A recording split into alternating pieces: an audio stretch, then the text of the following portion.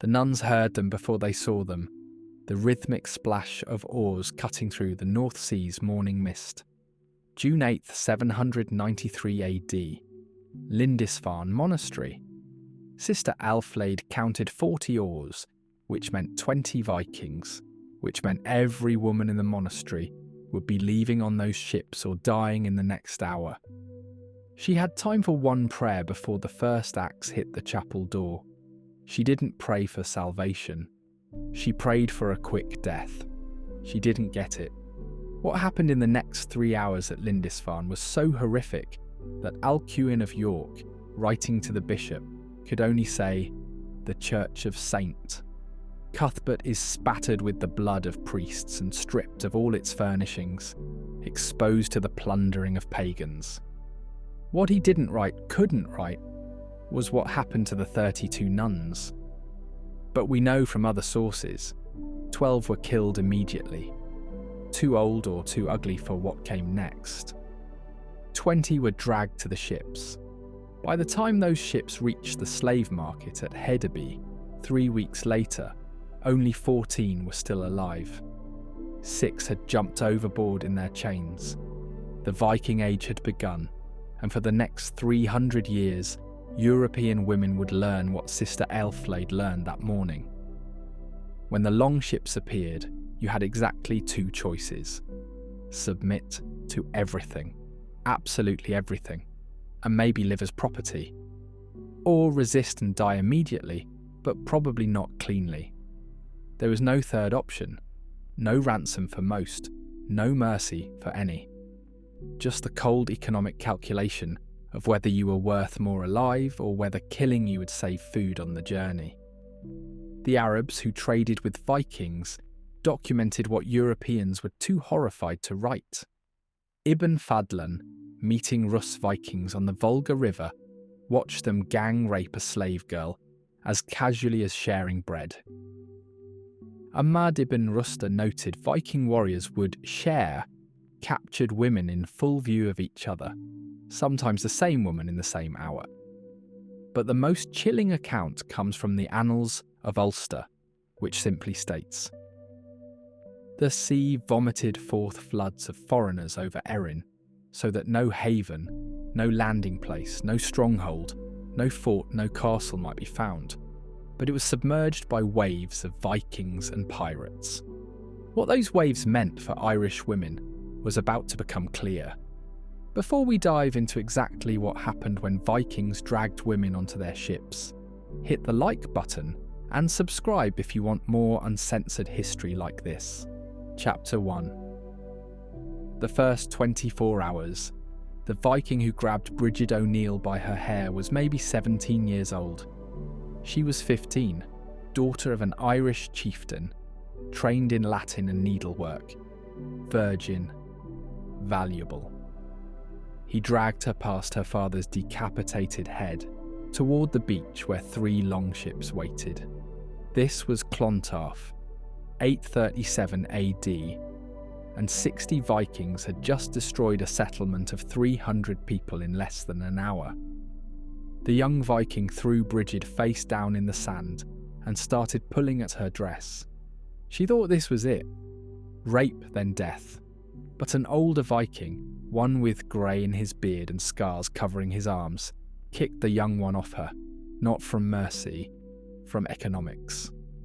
"Intact brings more silver," he said in accented Irish.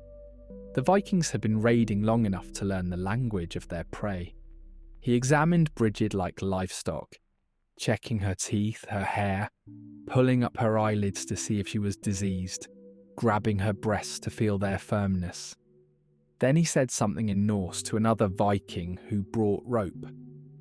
They tied her to 7 other young women, all between 12 and 25, all relatively pretty, all suddenly property.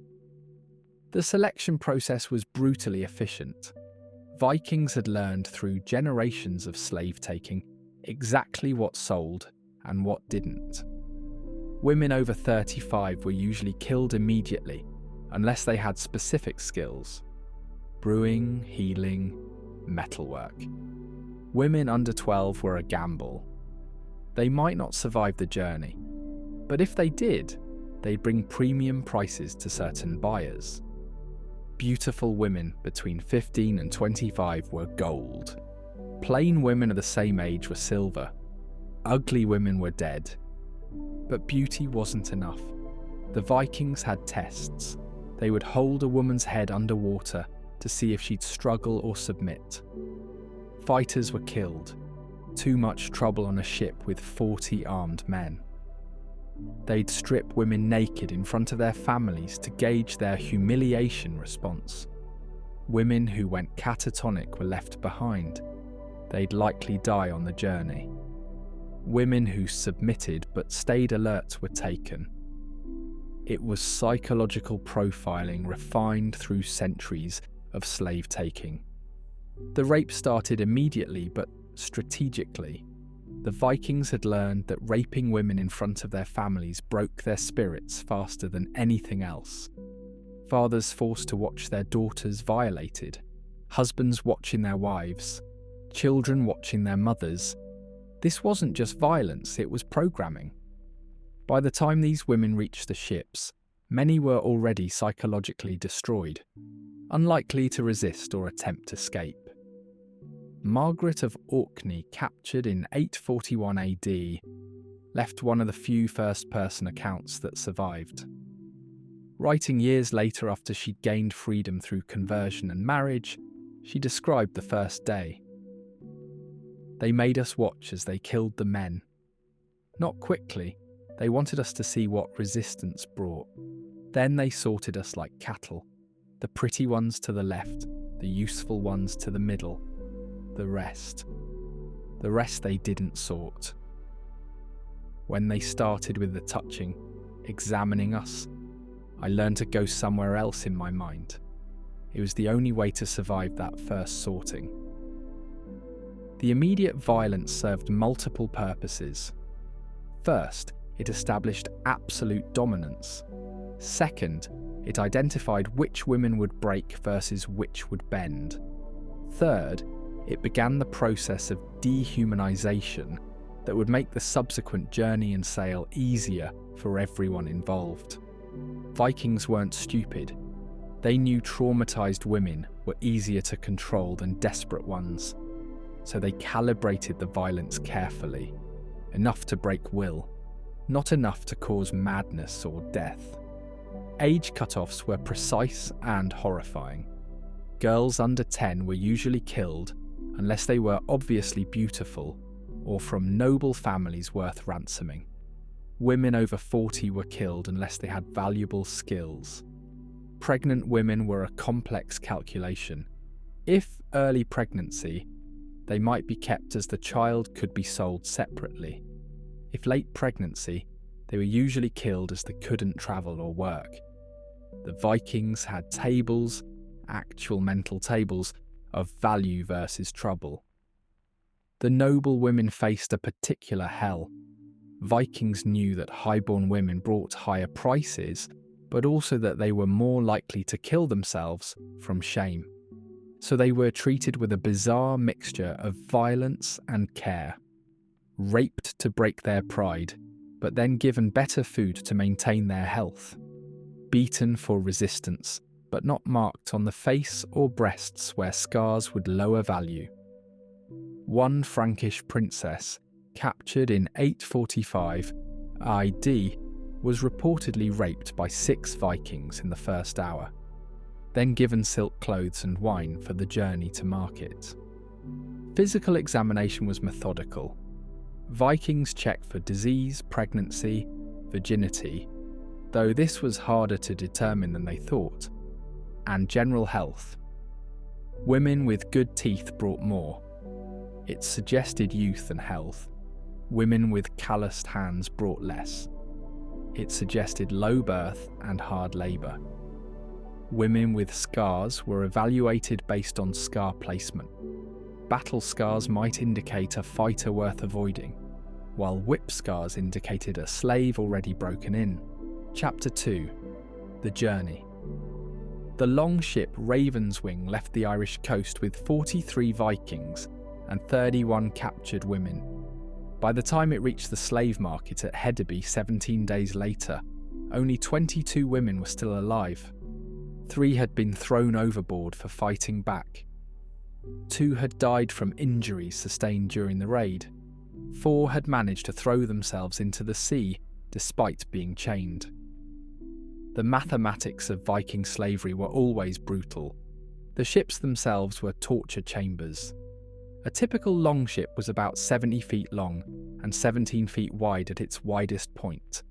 No shelter except a small covered area at the stern. No privacy whatsoever. The captured women were kept in the centre of the ship, the lowest part where water collected, chained to the mast or to each other. They sat in bilge water mixed with human waste, vomit from seasickness, and blood from their injuries.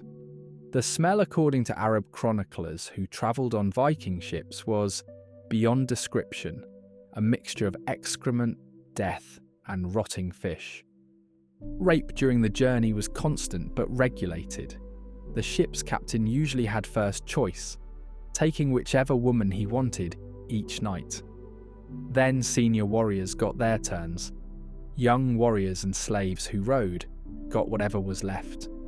Some women were designated as communal property. Any Viking could use them whenever they wanted. Others were marked as belonging to specific warriors. The woman's status determined her treatment. A noble woman meant for ransom might be raped less frequently to preserve her value. A farm girl, meant for field slavery, would be used by anyone and everyone. The Danish Viking Sigurd Haraldsson, whose saga was recorded centuries later, reportedly kept detailed accounts of his slave raids. On one journey from Scotland to Norway in 867 AD, he noted, "Of 23 Scottish women taken, 16 survived to market. 3 jumped overboard despite chains. 2 died of the bleeding sickness, probably dysentery. 1 killed with knife for biting off Thorvald's ear. 1 died birthing child on ship. Child thrown overboard? No value without mother." This casual accounting of human life as inventory was typical. Suicide prevention was a major concern. Vikings learned to recognise the signs: women who stopped eating, who stared constantly at the water, who suddenly became calm after days of hysteria. These women were moved to the centre of the ship, chained shorter, watched constantly. But many still found ways. One Irish abbess gathered her fellow nuns and they all jumped together, their chains ensuring they'd all drown. A Frankish noble woman managed to get hold of a knife and opened her wrists, bleeding out before anyone noticed. The Vikings' response was typically practical. They started chaining women in ways that prevented them from reaching their own throats or wrists. The psychological torture of the journey was often worse than the physical. Women were forced to watch each other being raped, unable to help or look away. Mothers watched daughters violated. Sisters watched sisters. Friends watched friends. The Vikings knew this multiplied the trauma, made resistance less likely. Some women were forced to participate in the abuse of others, hold them down, clean them afterward. This deliberate destruction of solidarity between captives was a control mechanism refined over generations. Food and water were carefully rationed. Women who were destined for sale got better rations, usually dried fish, hard bread and watered-down ale. Women who were designated as expendable got whatever was left. If supplies ran low, the expendable ones were thrown overboard. It was simple economics. Better to arrive with fewer healthy slaves than more sick ones. Water was especially precious. Women would be given just enough to stay alive, not enough to stay healthy. Many arrived at markets with kidney damage from dehydration. Weather added another layer of hell. In storms, the women were often left chained in place, while Vikings struggled with sails and oars. Many drowned while chained to the mast when waves swept over the ship. In calm weather, they baked under the sun with no shelter. In winter raids, they froze.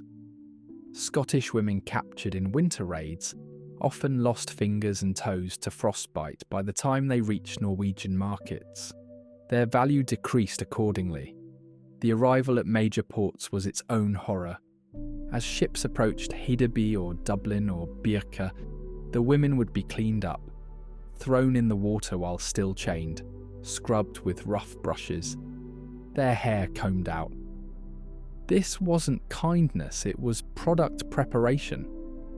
Wounds were treated with salt to prevent infection, but also to cause scarring that would show they'd been broken in. Women were given better clothes, sometimes even jewellery, to display at market. The transformation from human being to commodity was complete. Some women found ways to maintain sanity.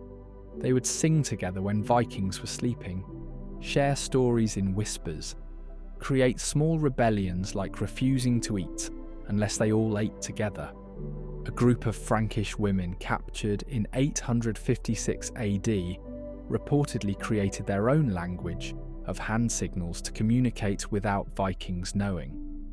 These small acts of defiance and solidarity were often the only thing that kept women from complete psychological collapse. Chapter 3. The Slave Markets. The smell hit you first. The slave market at Dublin, 841 AD, reeked of fierce sweat, excrement, and the peculiar stench of humans who'd given up hope. Ingvar the merchant stood on his wooden platform, surrounded by 200 captured women, organised in lots like cattle. Irish princesses stood naked next to Scottish farmers' daughters. Frankish nuns shivered beside Saxon brewers' wives. All merchandise now, all waiting to learn which particular hell they'd be sold into. The Dublin market was the largest in the Viking world, a sprawling complex of wooden platforms, holding pens and examination rooms where buyers could inspect goods more thoroughly. Every morning at dawn, new shipments arrived. Every afternoon, auctions began. The Irish called it the Field of Tears, though Vikings had a different name, Silver Meadow, because of all the wealth that changed hands there. The process was methodical. Women were sorted into categories first. Virgins, or claimed virgins, were marked with white cloth tied around their arms. Proven breeders, women who'd already had children, got red cloth. Skilled workers got blue. The unmarked ones were general labour, bed slaves, or sacrifice fodder. Prices varied wildly. A virgin Irish princess could bring 40 marks of silver. A middle-aged Saxon farmer's wife might bring 3. A pregnant woman's price depended on how far along she was. Early enough to work brought higher prices. Too far along was nearly worthless. Buyers had specific shopping lists. Arab traders from Al-Andalus wanted blonde women. The more exotic looking for Mediterranean markets, the better. They'd pay premium prices for natural blondes, leading some Viking sellers to bleach darker-haired women with lye, often burning their scalps in the process. Byzantine merchants looked for educated women who could serve as tutors and translators. Norse settlers in Iceland wanted sturdy women for farm work and breeding. Each buyer had methods for determining value. The examination process was dehumanizing beyond description. Buyers would force women's mouths open to check teeth, spread their legs to check for disease or pregnancy, squeeze breasts to test for milk production.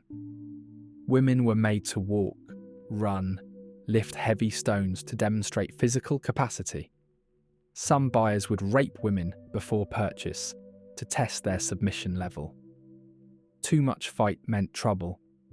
Too little meant they were already broken and might die soon. The proper level of resistance was a sick art form buyers prided themselves on judging. The Arab chronicler Ibn Rusta described watching a Byzantine merchant at the Bulgar market. He examined 20 women before selecting 3. He made them sing to test their voices, made them write to test their education, then took each one behind a curtain for private examination. When he emerged, he bought 2 and left 1. I asked why he rejected the 3rd. He said she was too eager to please. Such women often kill their masters in their sleep. Prices fluctuated based on supply and demand. After successful raids, prices dropped. During peaceful periods, they rose. The annals of Ulster record that in 871 AD, after Vikings raided throughout Ireland for 3 straight years, the price of an average woman dropped to 2 marks of silver, less than a good sword. But in 885 AD, after a period of strong Irish resistance, a young woman could bring 15 marks. Women understood this economics. Some would deliberately scar themselves to lower their value, hoping to avoid the worst fates. The auction itself was theatre.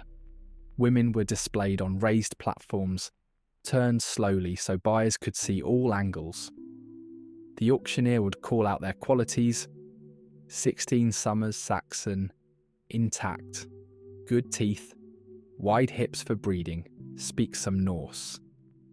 Bidding was done through hand signals, nods, or verbal calls depending on the market. Rich buyers would send agents to bid for them, not wanting to be seen purchasing slaves publicly. Christian priests supposedly there to ransom Christian women were often seen bidding on the youngest and prettiest. Astrid Ironside, a Viking woman who helped run the Hedeby market, left accounts that survived in later sagas. She noted which types of women sold fastest. Young mothers sell well. Proven breeders but still young. Virgins sell to Arabs and Christians who prize such things. Women who can brew or weave always find buyers. The difficult sales are the middle ones. Not young enough for beauty, not old enough for wisdom. No special skills. These often end up as sacrifice goods. The women themselves sometimes influence their sales. A Welsh princess named Gwenllian, sold at York in 867 AD, reportedly told potential buyers she was cursed and would bring death to any household. She went unsold for 3 days until a Norse warrior, amused by her spirit, bought her anyway. She poisoned him 6 months later.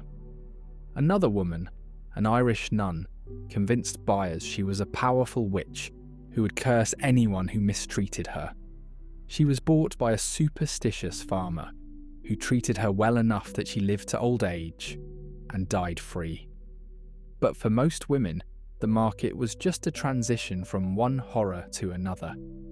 They'd stand naked in cold rain or burning sun, subjected to every humiliation, waiting to learn whether they'd be house slaves, bed slaves, or sacrifices.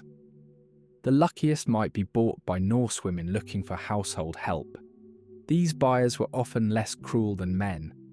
The unluckiest would be bought in bulk by warrior bands looking for communal property. Chapter 4.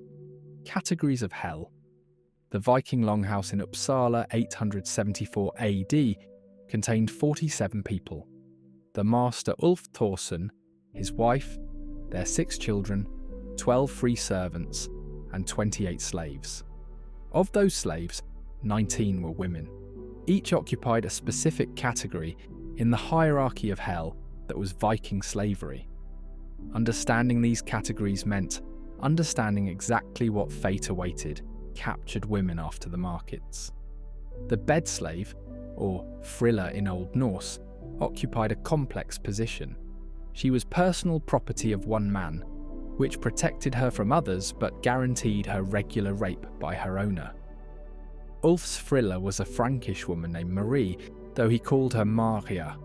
She'd been captured at 15, sold at 16, and was now 20, and the mother of 3 of Ulf's bastards. She slept in his bed when his wife was pregnant or travelling. She ate better food than field slaves. She wore decent clothes. and she was raped approximately 3 times a week for 4 years. The economics of bed slaves were precise. They cost more than general slaves but less than skilled workers. They needed to be pretty enough to maintain owner interest, but not so beautiful that they'd cause problems with wives.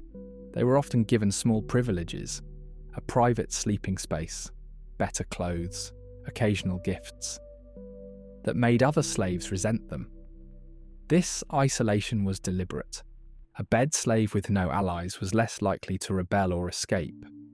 The communal slaves faced a different hell. These women were owned by groups, warrior bands, ship crews, trading companies. Any member of the group could use them at any time.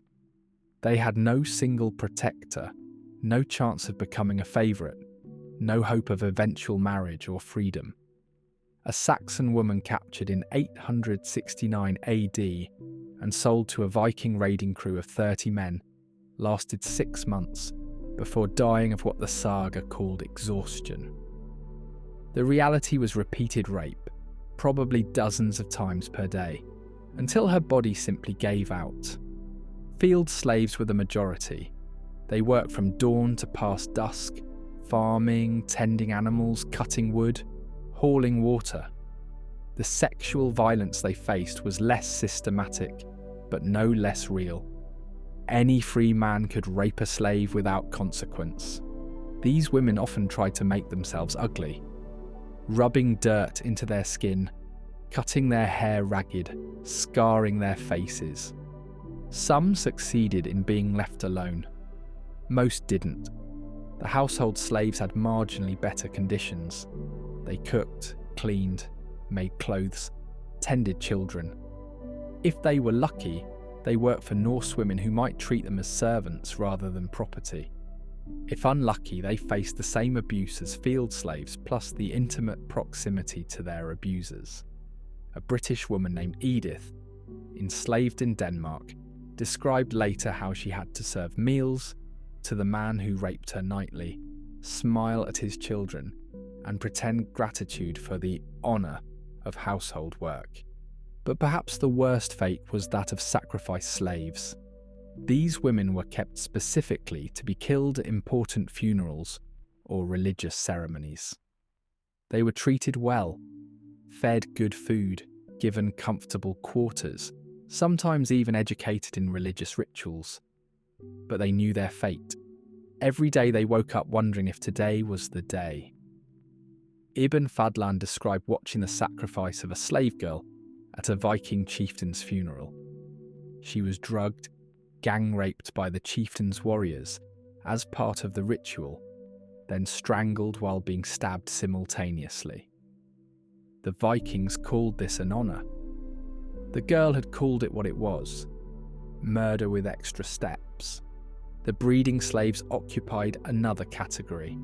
These were women deliberately used to produce more slaves.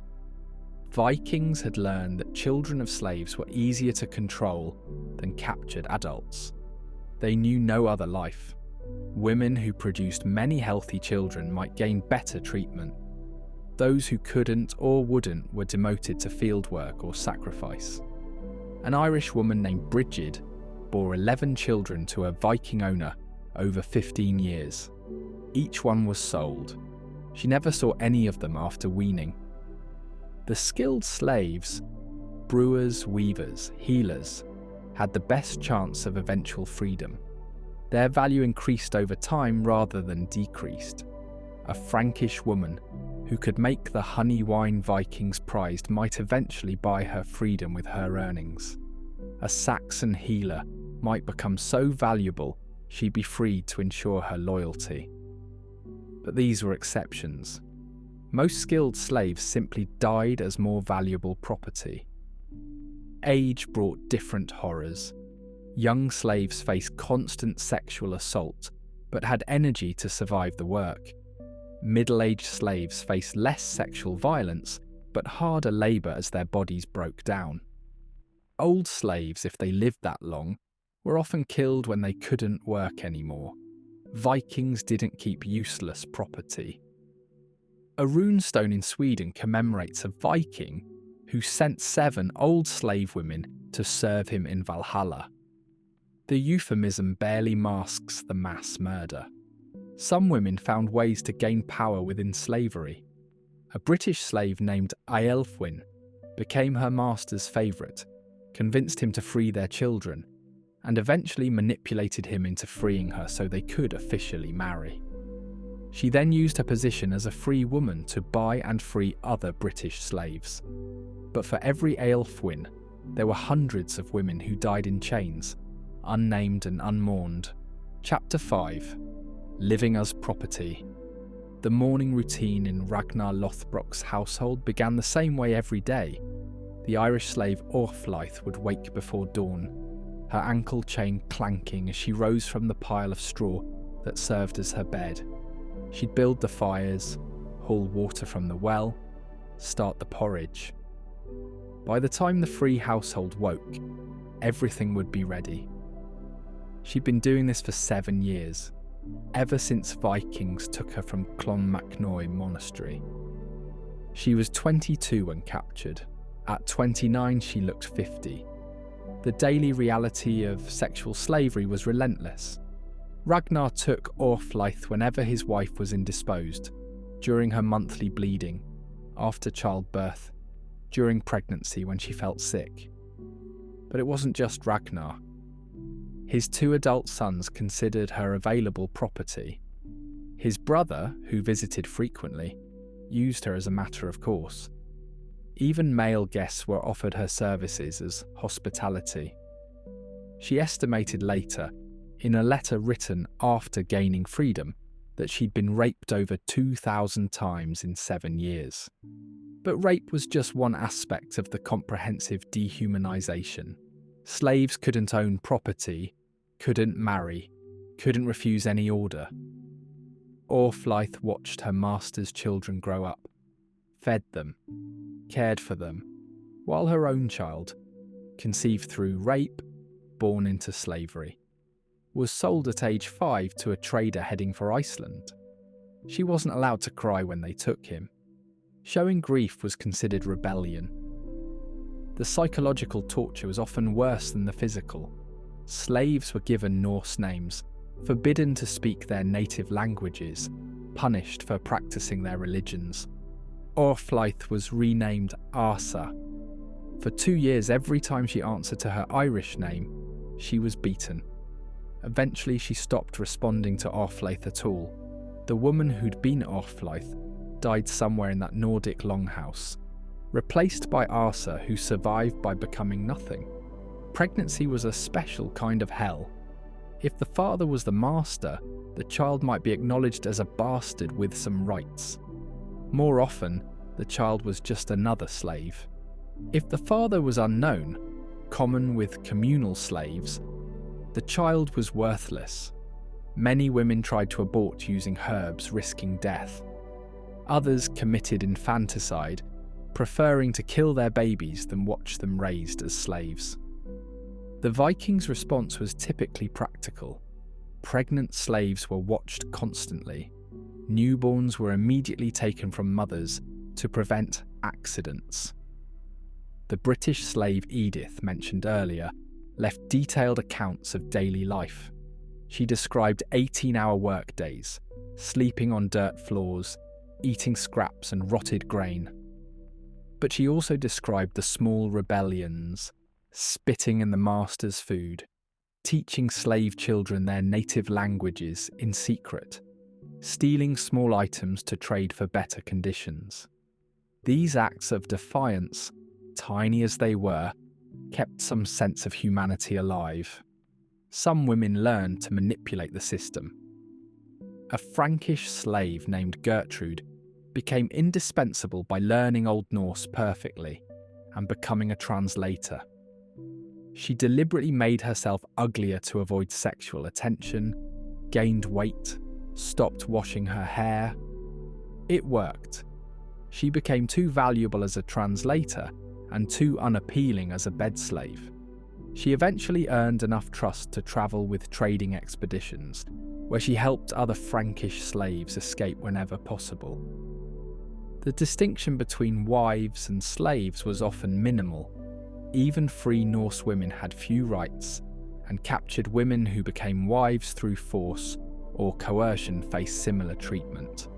The main difference was their children were free rather than slaves, but they still couldn't leave, couldn't refuse sex, couldn't own property independently. A Saxon princess forced to marry her captor wrote, "I wear finer clothes now, but the chains are just as real." Disease and death were constant. Slaves received no medical care beyond what was necessary to keep them working.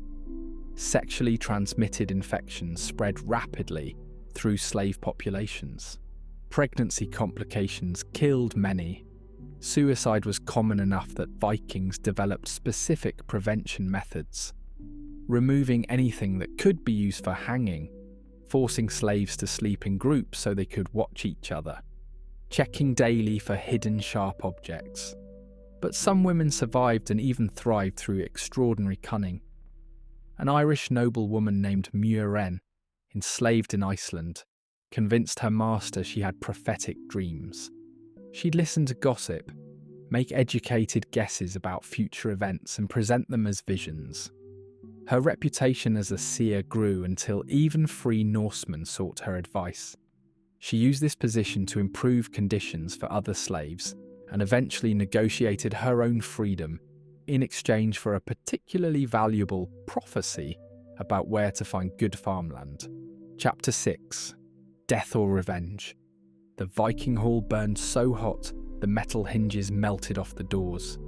Inside, Thorkel Ironside and his entire household, wife, children, warriors, guests, screamed as flames consumed them. Outside, a British slave woman named Quenthrith watched her master's family die. She'd barred the doors from outside after setting the fire. 7 years of rape, beatings, and watching her own children sold had led to this moment. When neighbouring Vikings arrived at dawn, they found her sitting in the ashes, laughing. They killed her slowly over 3 days, but the saga says she never stopped laughing. This wasn't an isolated incident.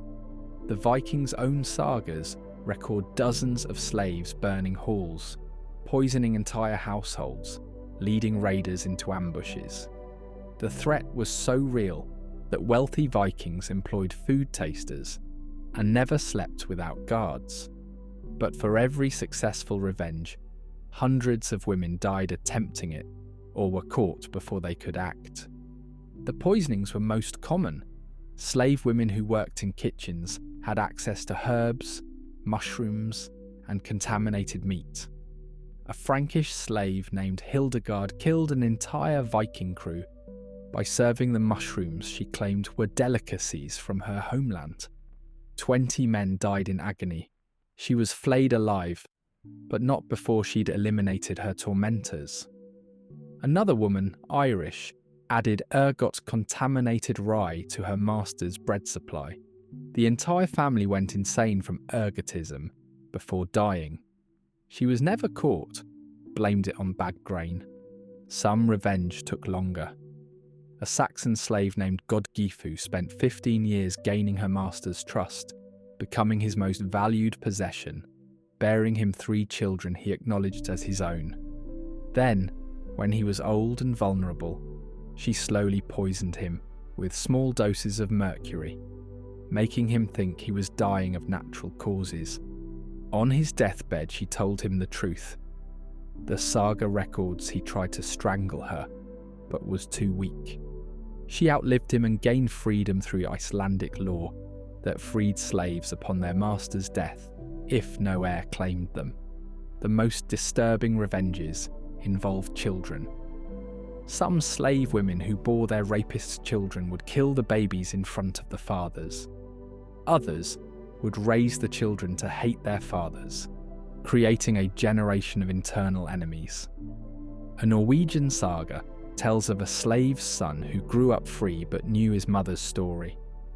At 16, he killed his father in his sleep, freed all the slaves, and burned the farm. The cycle of violence perpetuated itself. Mass suicides were another form of resistance.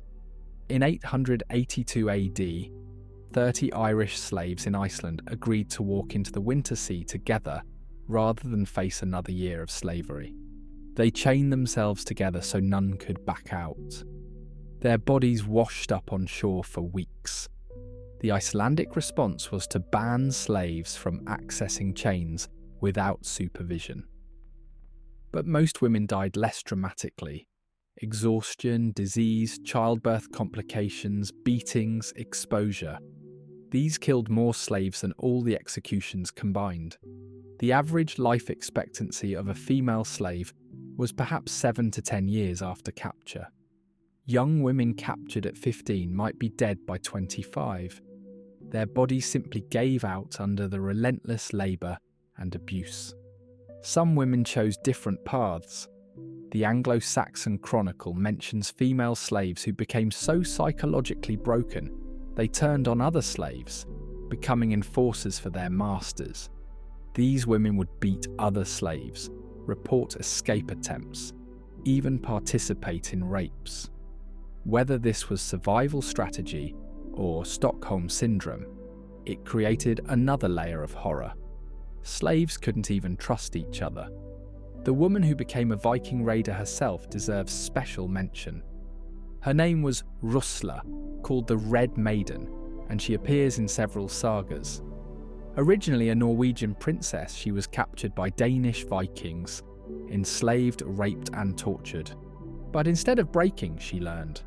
She studied Viking tactics, gained her freedom through manipulation, then assembled her own crew of outcasts and former slaves.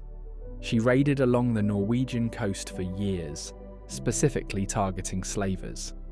The sagas claim she would free female slaves and kill male Vikings in exactly the ways they'd killed slaves: blood eagles, drowning, burning alive. The archaeological evidence supports more violence than the sagas admit. Mass graves of slaves show signs of extreme violence: broken bones that healed wrong from lack of treatment, skulls caved in from beatings, evidence of severe malnutrition. But they also show resistance: hidden caches of weapons, escape tunnels under slave quarters, evidence of coordinated arsons. The slaves fought back more than Vikings wanted to remember. One of the last recorded mass slave revolts happened in Iceland in 1066. Over 100 slaves, mostly Irish and British, rose simultaneously across the eastern districts. They killed dozens of Vikings, burned farms, and tried to establish a free settlement. The revolt was crushed brutally. Every participant was killed, many tortured to death, publicly as examples. But the fact that slaves could organise such a widespread revolt after generations of oppression shows the human spirit's resilience. The Viking Age ended not with a great battle, but with gradual Christian conversion that slowly made slavery less acceptable. The last recorded Viking slave raid was in 1103 against the Welsh coast. 12 women were taken. Their names weren't recorded. Their fates weren't recorded. They simply vanished into the machinery of slavery that had consumed hundreds of thousands of European women over 3 centuries. The Vikings left behind sagas celebrating their courage, their exploration, their honour. They didn't write about the women in the ship holds, the ones who jumped overboard in their chains, the ones who burned halls with everyone inside, the ones who endured decades of rape and died free. Those stories were written in scars and ashes, and the DNA that still runs through Scandinavian bloodlines, a permanent reminder of 3 centuries of systematic horror.